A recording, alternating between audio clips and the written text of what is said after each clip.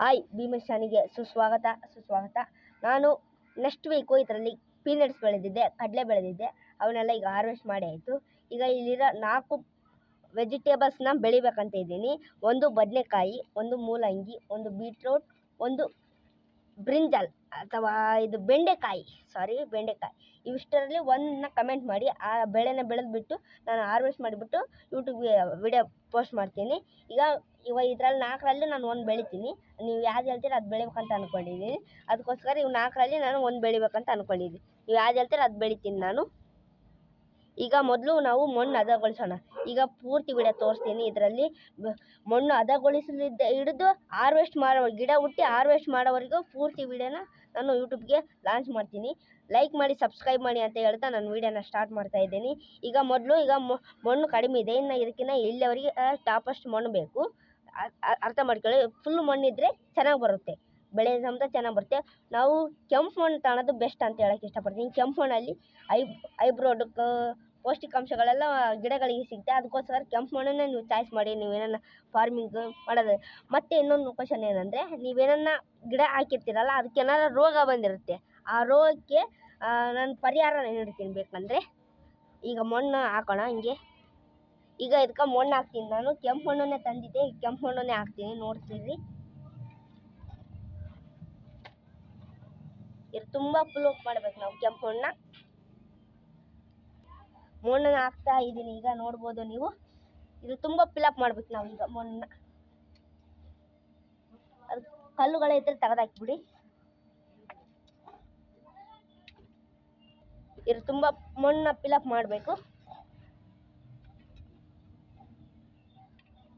ನೋಡಿ. ಈ ಥರ ನಾನು ಹೈಬ್ರಿಡ್ ಕೆಂಪು ಮಣ್ಣನ್ನು ತಂದಿದ್ದೀನಿ. ನಾಟಿ ಸಿಗಲಿಲ್ಲ, ಅದಕ್ಕೋಸ್ಕರ ಹೈಬ್ರಿಡೇ ತಂದಿದ್ದೀನಿ. ನೋಡಿ, ಈ ಥರ ಕೆಂಪು ಮಣ್ಣನ್ನು ತಂದಿಟ್ಕೊಬೇಕು ಮೊದಲು. ಈಗ ಕೆಂಪು ಮಣ್ಣನ್ನು ಹಾಕ್ತಾ ಇದ್ದೀನಿ, ನೋಡ್ಬೋದು ನೀವು ಸ್ಕ್ರೀನ್ ಮೇಲೆ.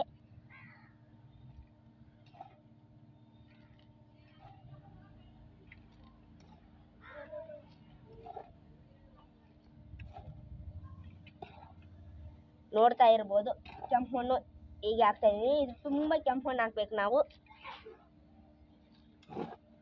ಈ ಥರ ಕಲ್ಲುಗಳಿದ್ರೆ ತಕೊಂಡ್ಬಿಡ್ರಿ. ಚೆನ್ನಾಗಿ ಹದಗೊಳಿಸ್ಬಿಟ್ಟು ನಾವು ಬೀಜಗಳನ್ನ ನಾಟಿ ಮಾಡಬೇಕು. ಹಂಗಾದ್ರೆ ಗಿಡಗಳಿಗೆ ಒಳ್ಳೆ ಹೈಬ್ರಿಡ್ ಪೌಷ್ಟಿಕಾಂಶಗಳೆಲ್ಲ ಸಿಗುತ್ತೆ ಅದು ಗಿಡಗಳಿಗೆ.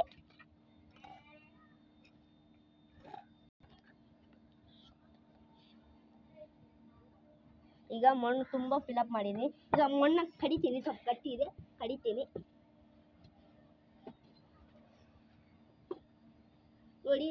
ನಾಟಿ ಮಣ್ಣು ಮೊದಲು ಕಡಲೆ ಬೆಳೆದಿದ್ದಲ್ಲ, ನಾಟಿ ಕೆಂಪು ಮಣ್ಣು ನೋಡಿ ಯಾವ ಥರ ಸೇಮ್ ಕಾಂಪೋಸ್ಟ್ ರೀತಿ ಇದೆ. ಇದು ಹೈಬ್ರಿಡ್ ಮಣ್ಣು ಅಂತ ಹೇಳಕ್ಕೆ ಇಷ್ಟಪಡ್ತೀನಿ. ನೋಡಿ, ಇಲ್ಲೆಲ್ಲ ಗಟ್ಟಿ ಆಗಿಬಿಟ್ಟಿದೆ ನೀರಾಗಿ, ಅದಕ್ಕೆ ಇದನ್ನೆಲ್ಲ ಹದಗೊಳಿಸ್ಬಿಡ್ತಾ ಇದ್ದೀನಿ.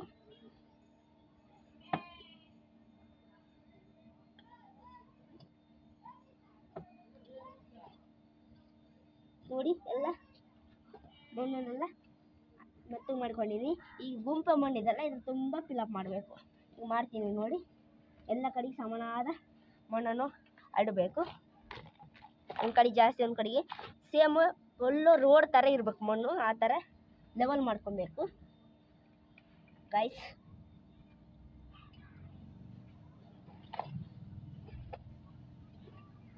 ನೋಡಿ, ಈ ಥರ ಎಲ್ಲ ಫಿಲಪ್ ಮಾಡ್ಕೊಬೇಕು.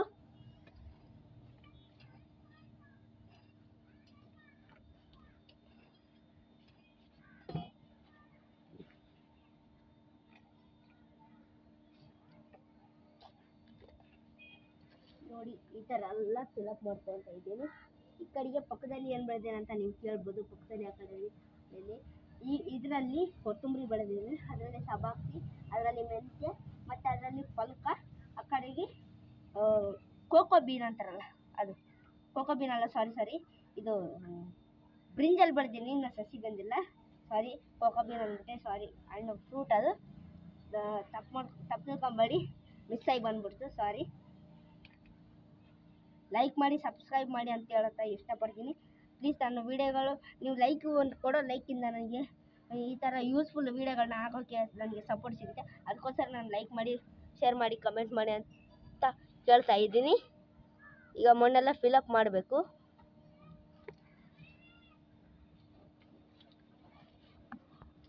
ನೋಡಿ ಫುಲ್ಲು ಲೆವೆಲ್ ಮಾಡ್ತಾ ಇದ್ದೀನಿ. ಮೂಲೆಗೂ ಜಾಸ್ತಿ ಬಿಡಬಾರ್ದು ಮಣ್ಣು, ಒಟ್ಟು ಪೂರ್ತಿ ಫಿಲಪ್ ಆಗಬೇಕು ಮಣ್ಣು. ಇದಕ್ಕಿಂತ ಮಣ್ಣು ಬೇಕನ್ನಿಸುತ್ತೆ ನನ್ನ ಪ್ರಕಾರ. ಈಗ ನಮ್ಗೆ ಇಷ್ಟಕ್ಕೆ ಸಾಕು, ಇನ್ನು ಬೇಕಾದ್ರೆ ಹಾಕ್ಕೊಬೋದು ಫುಲ್ಲು. ಈಗ ಈ ಲೆವೆಲ್ ಸಾಕು. ಮತ್ತೆ ಆ ಕಡೆ ಕೊತ್ತಂಬರಿ ಹಾಕಿದೆ, ಅದಕ್ಕೆ ಹೋದರೆ ಸ್ವಲ್ಪ ಕಷ್ಟ ಆಗುತ್ತೆ, ಅದಕ್ಕೋಸ್ಕರ ಇಷ್ಟೇ ಸಾಕು.